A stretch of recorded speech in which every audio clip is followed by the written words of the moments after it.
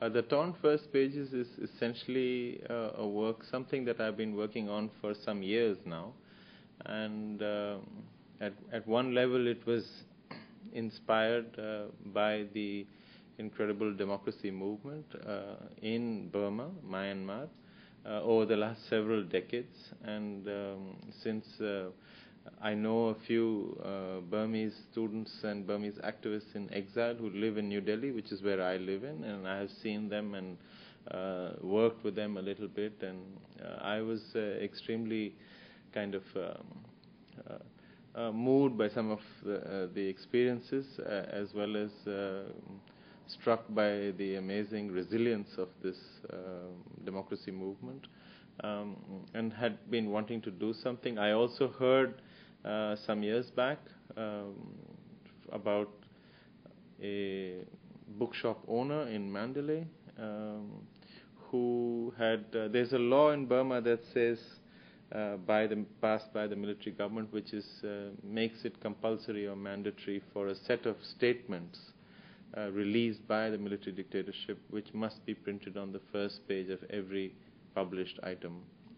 And you will find all kinds of books or newspapers, even or magazines, having this set of statements on the first page. And some years back, there was a bookshop owner who, I suppose, in a way, found it very difficult to accept this condition. And he would, his name was Kotante, and he would tear the first page off every book that he sold. And apparently he did this for some years until he was discovered and by the military police, and was arrested and sent to prison for a few years in Burma. When I heard about this from a Burmese friend and subsequently read about this, I was very struck by the amazing courage of the bookshop owner of Kotante, in the sense that this was at one level a completely anonymous act. He was not being a martyr, he was not a leader, he was not a public act of defiance. It was something very much between him and himself and his relationship with authority, or his relationship with what he felt with the military government. And it was his, in a way, very personal act of resistance. And in a way, I began to work some way as a mark of respect, as a mark of commemoration, as a mark of trying to understand what was happening in Burma and what the democracy movement was all about, as well as I felt that everybody who writes, be it a poem or be it a novel or be it a fashion magazine or whatever, in one way or the other is I think in a way indebted and connected to Kotante, because he's tearing the first page out from any author. It's not necessarily a specific book. So in a way, I felt that artists of all kinds or writers of all kinds are connected to this, and in many ways, what everything really is about is your own relationship with authority, your own defiance, your own need for defiance, your own articulation. It's not necessarily that this articulation has to become public or be recognized and so on. So in some way, in order to understand Burma, if one can understand Kotante and this act of tearing the first page, you can understand what's happening in Burma. If you could understand that, you can actually understand your own life regardless of where you are, in your relationship with your own, authority or your own oppression or your own system, which you find disagreeable, if maybe. So that's what this work really is about, and that's why it's called the Torn First Pages. What we're showing here at the docking station in Amsterdam is the part one of the Torn First Pages. It's actually comprising of three parts. Part one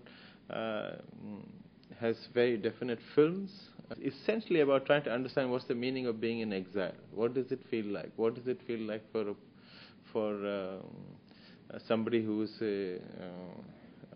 an activist and taken political asylum, but also what does it mean just to live? If you may remember, actually, that September is 2008. September would be the first anniversary of what is now being called the Saffron Revolution. You may recall actually images that came on the television and the newspapers of several monks and then students and monks in Burma coming out into the streets. Again, incredible. If you know what the situation is in Burma, any act of defiance can have the most horrific consequences. It could mean 20 years in prison. It could mean family members in prison. But we felt that we needed to somehow mark the anniversary of the monks coming out. And this is the first anniversary, so we took this opportunity to show, even though the torn first pages is a work in progress, to show the first part. And these are projections of 6 films which are being projected on paper and in a way, therefore, referring to the narrative or the story of the torn first pages.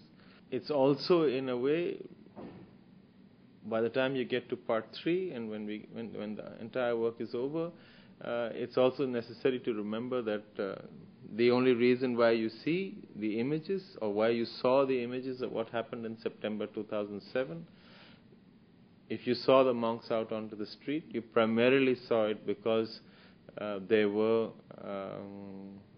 Burmese activists as well as ordinary citizens with the small camera, anonymously and secretly filming and sending those images out, whether it was to news networks and channels or on the internet, and that's the only way you could see.